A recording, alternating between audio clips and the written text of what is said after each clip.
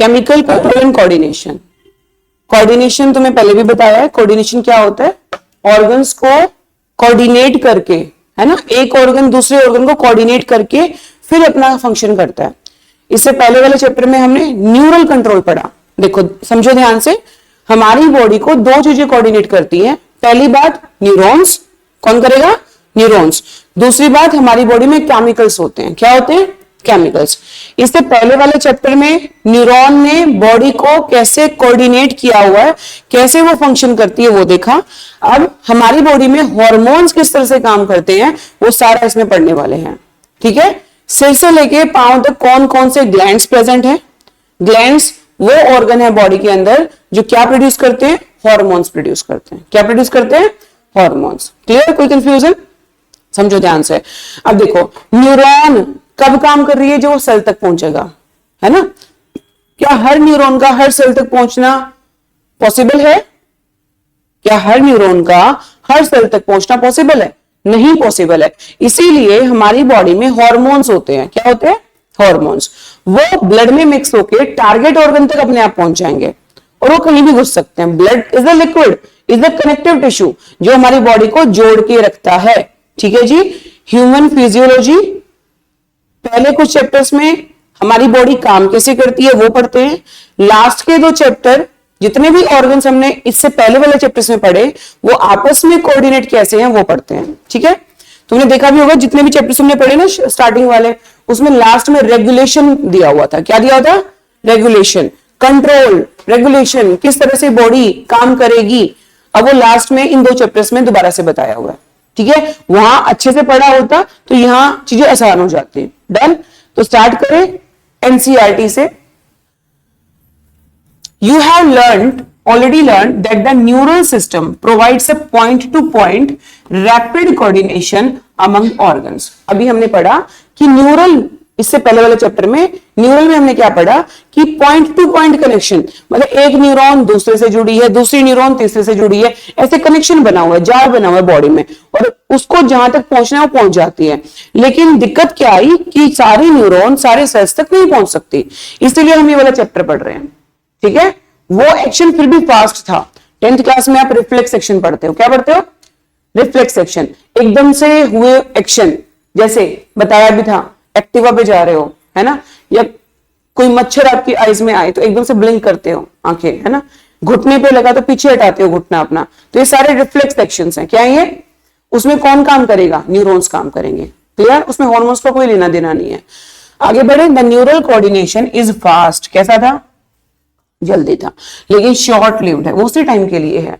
आंख बंद की बंद करके थोड़े रखी, कुछ थोड़े टाइम के लिए है, जब लगा खतरा बॉडी को या कुछ ऐसा लगता है तब कर लिया हमने वो।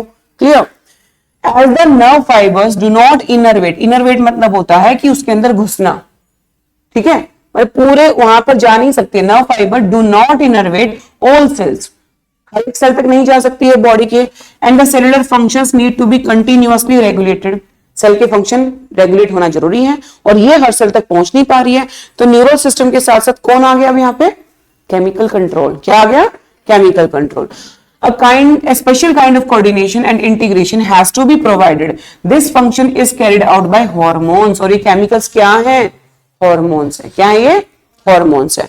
The neural system and the endocrine system. Hormone कौन रिलीज करता है बॉडी में, एंडोक्राइन। बेटा तुमने ग्लैंड्स पढ़े होंगे दो तरह के, 10th क्लास से टीचर्स बताना शुरू कर देते हैं। एक होता है एंडोक्राइन, एक होता है एक्सोक्राइन। एक होता है एंडोक्राइन, एक होता है एक्सोक्राइन। डाइजेस्टिव सिस्टम डिलीटेड है, लेकिन यदि वो पढ़ते तो उसमें आप पढ़ते पेनक्रियाज, उसमें आप पढ़ते लीवर। लीवर एक जूस बनाता है, उसके अंदर ग्लैंड्स, ग्लैंडुलर सेल्स हैं, वो खुद एक ग्लैंड है, लार्जेस्ट ग्लैंड है बॉडी का, और जिसका जूस एक डक्ट के थ्रू स्मॉल इंटेस्टाइन में आएगा, है ना।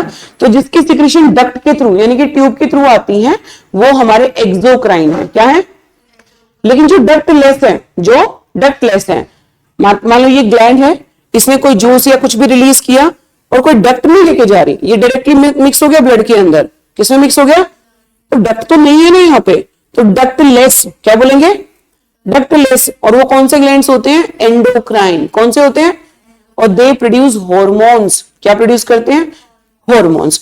अब न्यूट्रिटिव पार्टिकल तुमने सुना होगा बड़ा, न्यूट्रिशन सुनते हो ना, जैसे वाइटामिन्स हैं, प्रोटीन्स, ये न्यूट्रिटिव पार्टिकल्स हैं, but hormones are not nutritive particles. ये बॉडी को न्यूट्रिशन नहीं देते हैं, ये बॉडी को न्यूट्रिशन नहीं देते हैं। ये कुछ केमिकल्स हैं जो बॉडी में बहुत कम अमाउंट में रिलीज होंगे। समझ आ रही है बात? ये बॉडी में बहुत कम अमाउंट में रिलीज होंगे, लेकिन इनका ये कम अमाउंट भी टारगेट ऑर्गन पे जाके एफिशिएंटली काम कर सकता है। क्लियर? यहां तो कोई डाउट है तो बोलो। जो भी वर्ड ऐसा लगे कि हाँ मेरे को नहीं समझ आ रहा है तो वो अपना लिखते जाओ, ठीक है? कुछ भी ऐसा लगता है तो लिखते जाओ, डाउट्स हम बाद में ले लेंगे फिर। क्लियर? चलिए आगे बढ़ते हैं। एंडोक्राइन ग्लैंड्स और हार्मोन्स के बारे में अब हुआ है हमारा चैप्टर स्टार्ट, लेकिन एनसीईआरटी की एक लाइन नीट के लिए बहुत जरूरी है तो हम छोड़ नहीं सकते हैं इसको। चलिए, एंडोक्राइन ग्लैंड्स, इनमें डक्ट नहीं होती है, इनमें ट्यूब नहीं होती है, तो हमने लिखा एंडोक्राइन लैक डक्ट्स, डक्ट्स नहीं प्रेजेंट है यहाँ पे। एंड हेंस क्या बोल दिया हमने इसको जतिन? Ductless glands. क्या बोल दिया? Ductless glands. Their secretions is called hormones, हमने हार्मोन बोल दिया। Classical definition of hormones as a chemical produced by endocrine glands and released into blood। क्या बोल रहा है कि ग्लैंड्स हॉर्मोन्स रिलीज करते हैं बहुत कम अमाउंट में, ट्रेस अमाउंट ही बहुत ज्यादा होती है, और उनको फिर ब्लड में मिक्स किया जाता है। किसमें मिक्स किया जाता है? ब्लड में। And transported to a distantly located target organ. समझो ध्यान से। लाइक आपके सिर में ना हाइपोथैलेमस है। क्या है? हाइपोथैलेमस। उसके बाद पिट्यूटरी भी है ब्रेन में। क्या है? पिट्यूटरी। अब पिट्यूटरी इतने सारे हॉर्मोन्स रिलीज करता है, लेकिन हर हार्मोन हर ऑर्गन पे जाके काम नहीं करेगा।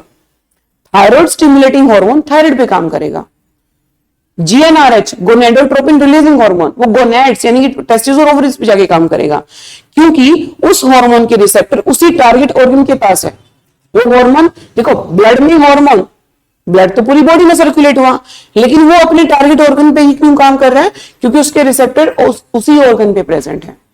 समझ आ रही है बात? वही वो काम कर सकता है और कहीं काम नहीं करेगा। Clear? Due to the specific receptors present on the target organ. Target organ पे उनके स्पेसिफिक रिसेप्टर प्रेजेंट है। कोई क्वेश्चन हो बीच में पूछ सकते हो, कुछ भी लगे नहीं समझ आ रहा पूछ सकते हो। क्लियर? अभी तक कोई डाउट? बढ़े आगे चलिए। सो बेटा, हॉर्मोन्स जो हैं ये नॉन न्यूट्रिएंट केमिकल्स हैं जो कि काम करते हैं एज ए इंटरसेलुलर मैसेंजर। दो सेल के बीच में मैसेज लेके जाते हैं कि भाई ऐसा हो रहा है ना? लाइक आपका थायराइड हार्मोन काम करना बंद कर दे, थायरोक्सिन बॉडी में रिलीज ना हो तो मेटाबॉलिज्म कम हो जाता है। वो अच्छे से रिलीज होगा तो मेटाबॉलिज्म सेल बड़े अच्छे से करेंगे। तो इस तरह सेल टू सेल कनेक्शन बना के और ये हर सेल तक मैसेज पहुंचाते हैं। So they are the intercellular messenger. क्या है ये? Intercellular messenger. And are produced in trace amount, कम अमाउंट में प्रोड्यूस होते हैं। कोई confusion? Done. The new definition covers a number of new molecules in addition to hormones secreted by organized endocrine glands. Invertebrates possess very simple endocrine system. Invertebrates मतलब जिसके अंदर vertebral column नहीं है, ठीक है? उनमें बड़े सिंपल है, लेकिन हमारी बॉडी में क्या vertebral column है? बिल्कुल है, हम vertebrates हैं। क्या है हम? वर्टिब्रेट्स। तो हमारी बॉडी में कॉम्प्लेक्स सिस्टम है। कैसा है? कॉम्प्लेक्स मतलब? कॉम्प्लेक्स मतलब सिंपल, कॉम्प्लेक्स बोलो भाई। डिफिकल्ट मतलब ज्यादा चीजों से बना हुआ। कॉम्प्लेक्स, सिंपल मतलब आसानी से, कॉम्प्लेक्स मतलब डिफिकल्ट। राइट? चलिए, with a few hormones whereas large number of chemicals act as a hormone and provide coordination in the vertebrates। तो vertebrates में कॉम्प्लेक्स है, ज्यादा हॉर्मोन्स है। इनवर्टिब्रेट्स में सिंपल है, कम हॉर्मोन्स हैं। Done. Next, the human endocrine system is described here. इस यूनिट का नाम क्या है? Human physiology. हर चैप्टर में स्टार्टिंग में सभी ऑर्गेनिज्म के बारे में बताया हुआ है कि सिंपल में ऐसा होगा, कॉम्प्लेक्स ऑर्गेनिज्म में ऐसा होगा, लेकिन लास्ट में क्या बताया हुआ कि ह्यूमंस के बारे में, है ना, कि ह्यूमंस में ऐसा होता है। चलो देखते हैं ह्यूमंस में कौन कौन से ग्लैंड्स प्रेजेंट है। देखिए, ब्रेन के अंदर, brain 3 glands, pineal, hypothalamus, pituitary. Pineal, hypothalamus, pituitary. ये थोरेक्स कैविटी है। कौन सी है? थोरेक्स, यानी कि ये हिस्सा अपना है ना। इसमें थायराइड, पैराथायराइड और थाइमस। हार्ट के पास क्या है? थाइमस। देन आ जाओ एब्डोमिनल कैविटी, पेनक्रियास। क्या आ गया? एंडोक्राइन ग्लैंड की बात करें, एक्सोक्राइन होता तो यहाँ पे लीवर भी होता। हम उन ग्लैंड्स की बात कर रहे हैं जो हार्मोन रिलीज करता है, और हार्मोन कौन रिलीज करता है? एंडोक्राइन। किडनी के ऊपर होता है एड्रिनल ग्लैंड। क्या होता है? ठीक है। अब हमारे पेल्विक रीजन में, कौन से रीजन में? मेल है तो टेस्टिस, फीमेल है तो ओवरीज। ये भी क्योंकि हार्मोन रिलीज करता है। टेस्टिस टेस्टोस्टेरोन, है ना। एंड्रोजन्स क्या रिलीज करेगा? Androgens, for example testosterone. और ओवरीज एस्ट्रोजन्स क्या रिलीज करता है? प्रोजेस्ट्रॉन, एस्ट्रोजन ये रिलीज करता है। याद रहेगा। चलो बड़े, नेक्स्ट है बेटा, endocrine glands and hormones producing diffused tissues cells located in different parts of our body constitute the endocrine system। तो बॉडी में हर एक जगह पे अलग अलग आपके ग्लैंड्स हैं, एंडोक्राइन ग्लैंड्स हैं, जो आपकी बॉडी का एंडोक्राइन सिस्टम बनाते हैं। ये सारे मिलके क्या बना रहे हैं? Endocrine system. क्या बना रहे हैं? फिर आगे बढ़ते, कौन कौन से ग्लैंड है? पिट्यूटरी है, पीनियल है, thyroid, adrenal, pancreas, parathyroid, thymus, gonads. Gonads में मेल में टेस्टिस और ओवरीज फीमेल में, दोनों इकट्ठी नहीं होती हैं भाई, ध्यान रखना। ठीक है। Are organized in endocrine bodies in our body in addition to these some other organ. ध्यान से समझेंगे। जैसे कि आपकी जीआई ट्रैक्ट है। जीआई मतलब गैस्ट्रो इंटेस्टाइनल ट्रैक्ट। उनकी जो अंदर की लेयर होती है वो ग्लैंडुलर होती है। क्या होती है? वो भी सिक्रेट कर सकती है चीजें। तो बहुत सारे ट्रैक्ट हैं, जैसे रिप्रोडक्टिव ट्रैक्ट, फैलोपियन ट्यूब, उसकी अंदर की लेयर ग्लैंडुलर है, वो भी सिक्रेशन कर सकती है। क्या कर सकती है? सिक्रेशन कर सकती है। तो इनके अलावा, नहीं डक्ट कहां है बेटा? ट्यूब नहीं लेके जा रही ना, स्टमक है, वो रिलीज कर रहा है HCl, वो रिलीज कर रहा है पेप्सिन। क्या कोई ट्यूब लेके जा रही है उसको? नहीं। उनकी बॉडी, उनकी लाइनिंग क्या है? ग्लैंडुलर सेल से बनी है, and there is no duct. Done. चलिए, तो जीआई ट्रैक्ट हो गया है, लीवर हो गया है, किडनी, हार्ट है, जैसे एएनएफ रिलीज करता है, पढ़ेंगे हम इसको, एक एक को पढ़ना है हमने। ये भी हार्मोन्स प्रोड्यूस करते हैं। क्या प्रोड्यूस करते हैं? हार्मोन्स प्रोड्यूस करते हैं। A brief account of structure and functions of all major endocrine glands and hypothalamus of the body is given in the following section. पढ़ें आगे एक एक करके, पहले हाइपोथैलेमस, देन पिट्यूटरी, और फिर बाकी सारे। ठीक है। चलो अब ध्यान से एक बात सुनो। आपकी बॉडी में हर एक ग्लैंड को कंट्रोल किए हुए है पिट्यूटरी। कौन किए हुए? पिट्यूटरी अपने सिक्रीशन करेगा, तभी वो टारगेट ग्लैंड पे जाके काम करेगी और वो अपना काम कर पाएंगे। ठीक है। बट देखो, पिट्यूटरी को हमने बोल दिया मास्टर ग्लैंड। क्या बोल दिया? वो सबको कंट्रोल किए हुए है, वो सबको कंट्रोल किए हुए है। लेकिन उसके ऊपर भी एक मास्टर बैठा हुआ है, हाइपोथैलेमस। क्या बैठा हुआ है? हाइपोथैलेमस चाहे तो पिट्यूटरी को स्टिमुलेट करा दे, और वो चाहे तो उसको इनहिबिट करा दे, है ना। तो पिट्यूटरी भी तो कंट्रोल में है, तो मास्टर का मास्टर कौन? हाइपोथैलेमस। देन चलिए पढ़ते हैं। Hypothalamus, hypothalamus basal part of diencephalon, यानी कि फोर ब्रेन के। ब्रेन पढ़ा तुमने इससे पहले वाले चैप्टर में, जितने नहीं पढ़ा तो हम पढ़ लेंगे उसको। ठीक है। अभी 5 मई की 5th मई की तैयारी करते हैं, उसके बाद जो बच्चे ड्रॉप लेंगे उसके बाद, तो उसके बाद देख लेंगे उसको। ठीक है। तो समझो, फोर ब्रेन जो है आपका, उसमें ये ब्रेन है ना पूरा, फोर ब्रेन, सेरिब्रल है ना, सेरिब्रम सॉरी, उसका पार्ट। फोर ब्रेन डायरेंसेफेलॉन क्यों बोला? क्योंकि दो पार्ट होते हैं। क्या होता है? दो पार्ट। उसके पास, उसके बेस में क्या होता है? हाइपोथैलेमस। क्या होता है? जो कि बॉडी के बहुत सारे फंक्शंस को कंट्रोल किए हुए है। इसके अंदर न्यूरोसिक्रेटरी सेल्स हैं, उस चैप्टर में भी लिखा हुआ था, है ना, न्यूरोसिक्रेटरी सेल्स, और वहां पे न्यूक्लियाई नहीं लिखा होता, यहां लिखा हुआ है। ठीक है। तो न्यूरोसिक्रेटरी सेल्स को हम क्या बोलेंगे? न्यूक्लियाई। क्या बोलेंगे? जो कि प्रोड्यूस करते हैं हॉर्मोन्स। क्या प्रोड्यूस कर रहे हैं? Hormones. These hormones regulate the synthesis and secretion of pituitary hormone। तो पिट्यूटरी कितना हार्मोन रिलीज करेगा वो कौन देख रहा है? हाइपोथैलेमस। हाइपोथैलेमस यहां लिख रही हूं मैं। हाइपोथैलेमस जो है बेटा,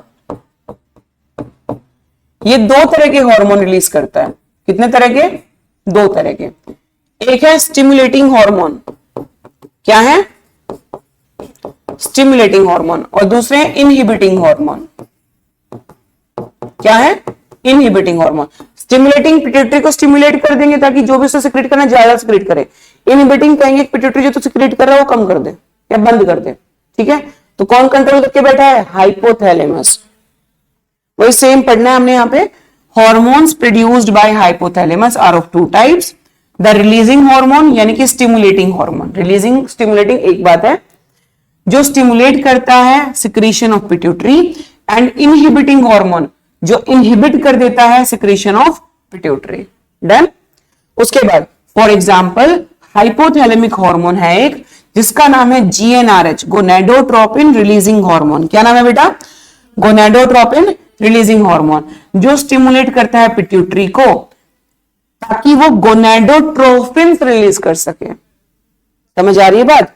ध्यान से समझो। जब हाइपोथैलेमस सिक्रीट करेगा जीएनआरएच, ये काम करेगा पिट्यूटरी पे, और ये पिट्यूटरी काम करेगा किस पे? टेस्टिस या फिर ओवरीज पे। कैसे काम करेगा? क्योंकि दो हार्मोन रिलीज करता है, एलएच एंड एफएसएच। उल्टा लिख दिया, एफएसएच, एलएच एंड एफएसएच, ठीक है। और एलएच और एफएसएच को क्या बोलते हो? गोनेडोट्रोपिन्स, जो कि किस पे काम कर रहे हैं? टेस्टिस पे। बचपन से लेके प्यूबर्टी तक हमारी बॉडी में चेंजेस नहीं आए, लेकिन प्यूबर्टी के बाद चेंजेस आए, क्योंकि उस टाइम पे ये गोनेडोट्रोपिन्स रिलीज होना शुरू हुए। बचपन में हम कुछ और थे, प्यूबर्टी आने पे चेंजेस आए, क्योंकि हाइपोथैलेमस ने जीएनआरएच रिलीज किया, जीएनआरएच ने पिट्यूटरी पे काम किया, पिट्यूटरी ने गोनेडोट्रोपिन्स यानी कि एलएच एफएसएच सिक्रेट किए, जिन्होंने टेस्टिस और ओवरीज में चेंज लेके आया, और हमारी oogenesis स्पर्मेटोजेनेसिस कामयाब हुई, जिससे हमारी बॉडी में चेंजेस आए। Testosterone, estrogen hormone, sex hormones हमारी बॉडी में इंड्यूस हुए। क्लियर? तो कंफ्यूजन? तो जीएनआरएच स्टिमुलेटिंग है या इनहिबिटिंग है? स्टिमुलेटिंग। स्टिमुलेट कर रहा है किस चीज को? ये क्या कर रहा है? स्टिमुलेट। एक इनहिबिटिंग एग्जांपल भी दिया हुआ है बुक में।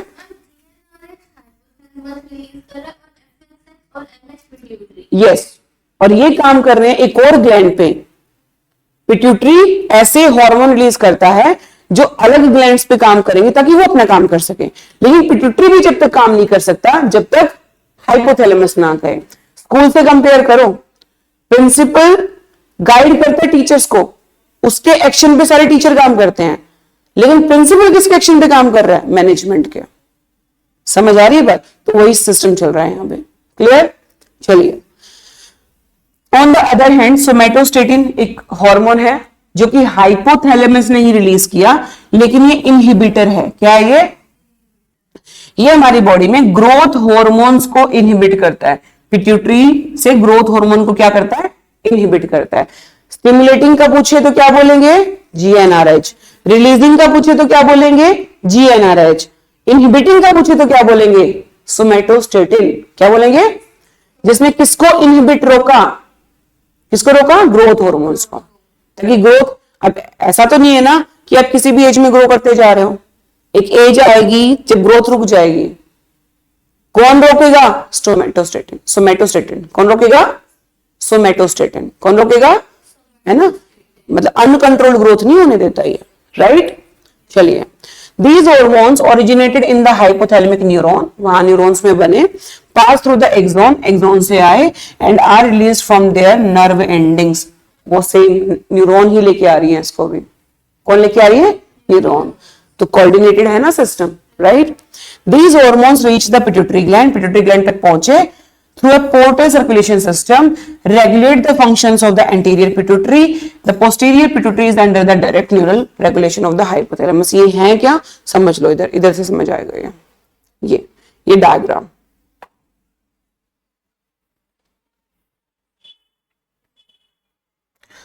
इसको देखो ध्यान से, क्या हो रहा है इसमें बेटा? ये हाइपोथैलेमस है। क्या है ये? नीचे वाला पिट्यूटरी है। नीचे वाला पिट्यूटरी के दो पार्ट है, वैसे तो तीन पार्ट है लेकिन अभी दो पार्ट समझो। ये एंटीरियर पिट्यूटरी है। क्या है ये? और ये पोस्टीरियर पिट्यूटरी है। क्या है? पोस्टीरियर पिट्यूटरी है, ठीक है। अब एंटीरियर और पोस्टीरियर पिट्यूटरी में क्या हुआ देखें हम। जो आपका एंटीरियर पिट्यूटरी है वो हाइपोथैलेमस से एक पोर्टल सर्कुलेशन के थ्रू जुड़ा हुआ है। किसके थ्रू जुड़ा हुआ है? लेकिन पोस्टीरियर पिट्यूटरी न्यूरॉन से जुड़ा हुआ है डायरेक्टली। किससे जुड़ा हुआ है? क्लियर? तो पिट्यूटरी के दो part, anterior, posterior. Anterior part portal circulation system यानी कि वेन्स, आर्टरीज से जुड़ा हुआ है। कैपिलरीज है क्या है ये? उससे जुड़ा हुआ है। लेकिन ये डायरेक्टली किससे जुड़ा हुआ है? न्यूरॉन से। तो न्यूरॉन से जुड़ा हुआ है तो पोस्टीरियर को बोल देते हैं न्यूरो हाइपोफाइसिस। क्या बोलेंगे? और इधर वाले को बोल देते हैं एडिनो हाइपोफाइसिस। क्या बोलेंगे? समझ आई ये बात? कोई कंफ्यूजन? All okay? अब ये तुम्हें जो लाइनें हम पढ़ रहे थे अब तुम्हें ये समझ आएंगे।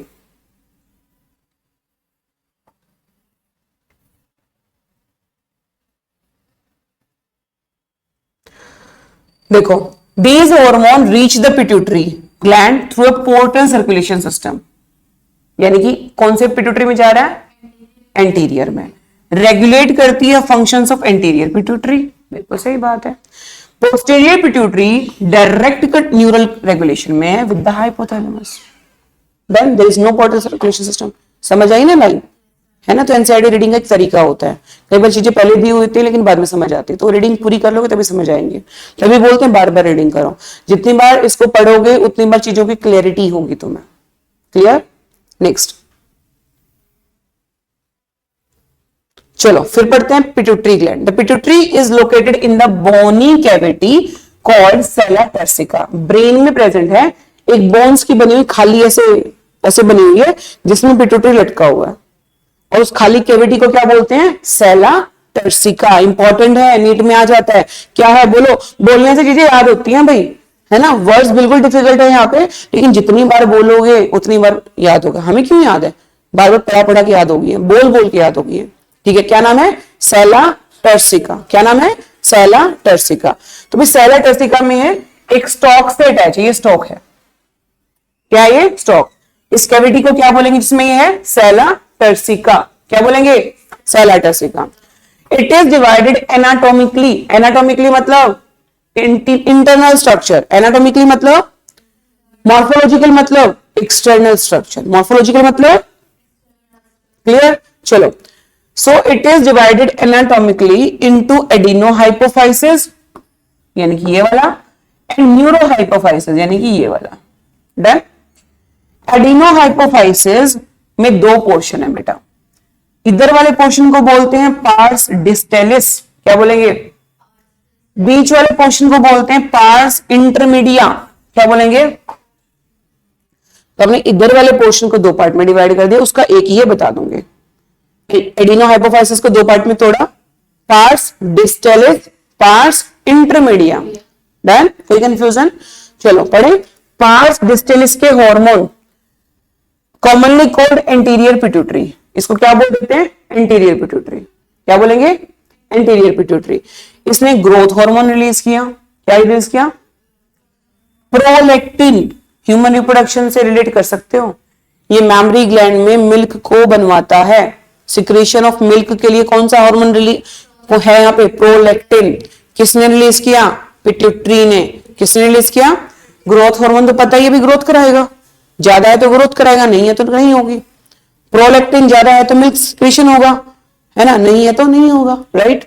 उसके बाद है थायराइड स्टिमुलेटिंग हार्मोन टीएसएच। क्या है? टीएसएच। ये थायराइड पे काम करेगा ताकि थायराइड अपने हार्मोन रिलीज करना स्टार्ट कर दे। डन? उसके बाद एड्रेनोकोर्टिकोट्रोपिक हार्मोन। क्या नाम है? Adrenocorticotropic hormone ACTH। किडनी बताया था ना, किडनी भी है, उसके ऊपर एड्रेनल ग्लैंड है, ये उस पे काम करता है। पिट्यूटरी के जितने भी हार्मोन हैं वो फर्दर कहीं ना कहीं जाके काम कर रहे हैं, किसी न किसी गोनैड पे, किसी न किसी आपको बोलना चाहिए ग्लैंड पे काम कर रहे हैं। ठीक है? तो ACTH किस पे काम करेगा? एड्रेनल ग्लैंड पे। TSH किस पे काम करेगा? थायराइड ग्लैंड में, जो कि नेक में होता है, गर्दन में होता है। डन? ल्यूटेनाइजिंग हार्मोन क्या है ये? FSH LH बेटा भी बताया था। ल्यूटेनाइजिंग फॉलिकुलर स्टिमुलेटिंग हार्मोन क्या है? जल्दी बोलो। गोनेडोट्रोपिन्स क्या है ये? किस पे जाके काम करेंगे? टेस्टिस और ओवरीज पे। ठीक है? ये किसने रिलीज किए सारे के सारे? Parse distalis. किसने रिलीज किए? किसका पार्ट है? एडिनोहाइपोफाइसिस का। किसका पार्ट है? इसको और क्या बोल सकते हैं? Anterior pituitary. क्या बोल सकते हैं? ऐसे याद करनी पड़ेंगी चीजें, मुश्किल है लेकिन याद करनी पड़ेंगी। एक बार दिमाग में घुस गई अच्छे से, कोई दिक्कत नहीं। ज्यादा हार्मोन इसी के हैं, बाकी ये कम है। ठीक है, ज्यादा हार्मोन किसके पास है?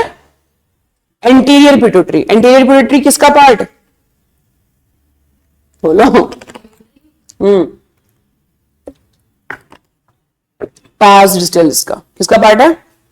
पार्स डिस्टलिस का। एंटीरियर पिट्यूटरी का पार्ट है।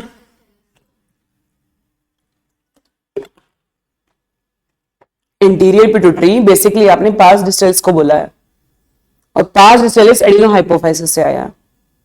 एडिनोहाइपोफाइसिस की दो पार्ट है, parse distalis and parse intermedia. Parse distalis and, समझ आ रही है बात? पार्स डिस्टलिस के सारे हार्मोन पढ़ लिए हमने। कौन कौन सा? ग्रोथ हार्मोन, उसके बाद prolactin, TSH, ACTH, LH, FSH. हो जाएगा याद? याद करने वाली बात है, बैठोगे लर्न करने, हो जाएगा, कोई मुश्किल वाली बात नहीं है। उसके बाद पार्स इंटरमीडिया क्या है? एक ही हार्मोन है, एमएसएच, मेलेनोसाइट स्टिमुलेटिंग हार्मोन। क्या नाम है? Melanocyte stimulating hormone. ठीक है जी। पार्स इंटरमीडिया secretes only one hormone, that is melanocyte stimulating hormone. Melanocyte melanin पे काम करेगा, आपकी पिगमेंटेशन को देखेगा, बॉडी का कलर कैसा होना चाहिए। डन? क्लियर? नेक्स्ट है, ह्यूमंस के अंदर पार्स इंटरमीडिया इज ऑलमोस्ट मर्ज्ड विद पार्स डिस्टलिस। मर्ज है इसीलिए इसको दोनों को किसमें ले दिया? एडिनोहाइपोफाइसिस में। किसमें ले दिया? उसके बाद है न्यूरोहाइपोफाइसिस। क्या बेटा? क्या बोला हमने इसको? Parse nervosa. न्यूरॉन से याद रखना, नर्वोसा। क्या याद रखिए? नर्वोसा। तो न्यूरोहाइपोफाइसिस में दो पार्ट, पार्स डिस्टलिस, पार्स इंटरमीडिया। न्यूरोहाइपोफाइसिस में एक ही पार्ट है, पार्स नर्वोसा। So easy. डन? सो पार्स नर्वोसा इसको हम पोस्टीरियर पिट्यूटरी भी बोलते हैं। क्या बोलते हैं? तो एंटीरियर पिट्यूटरी पार्स डिस्टलिस को बोला, पोस्टीरियर हमने किसको बोला? बेसिकली नर्वोसा को। इंटरमीडिएट तो बस वैसे ही है, वो एंटीरियर में ही है वैसे, मर्ज एंटीरियर में। किसमें है वो? एंटीरियर में। क्लियर? कोई कंफ्यूजन? डन। अब बेटा ये स्टोर करता है दो हार्मोन, स्टोर और रिलीज करता है दो हार्मोन। कौन कौन से? Oxytocin, vasopressin. ऑक्सीटोसिन कहां पड़ा था? डिलीवरी में, जब एक बच्चा डिलीवर हुआ, जब तुम धरती पे आए, है ना, तो बच्चा फीटस ऑक्सीटोसिन रिलीज करवाता है मदर के पिट्यूटरी से। कहानी समझ आ रही है? यूट्रस की स्मूथ मसल्स कॉन्ट्रैक्ट होती है और बच्चा डिलीवर हो जाता है। याद होगा, 12th में भी किया हमने। डन? कोई confusion? So which are actually synthesized by the hypothalamus. किसने सिंथेसाइज किया? ठीक है। स्टोर कौन कर रहा है? पिट्यूटरी। पिट्यूटरी का कौन सा पार्ट? नर्वोसा। याद रखना, पिट्यूटरी ने नहीं रिलीज किए, किसने रिलीज किया है? अबे नालायकों, हाइपोथैलेमस ने। इसने सिर्फ स्टोर किया। क्या किया? अभी जो हार्मोन पड़े वो पिट्यूटरी ने रिलीज किए। ये डायरेक्टली कंट्रोल्ड में किसके? न्यूरॉन्स के। किसके? तो न्यूरॉन के थ्रू हाइपोथैलेमस ने इसमें इसको हार्मोन दे रखे पिट्यूटरी को कि भाई स्टोर कर ले, तो इसको जब जरूरत आएगी तो इसको सिक्रेट कर दियो। क्लियर? समझ आ रही बात? ऑलरेडी स्टोर्ड है, ये लिखा भी हुआ है भाई ध्यान से। यही तो दिक्कत होती है ना कि हम अच्छे से नहीं पढ़ पाते अपने एनसीईआरटी। देखो यहाँ पे न्यूरोहाइपोफाइसिस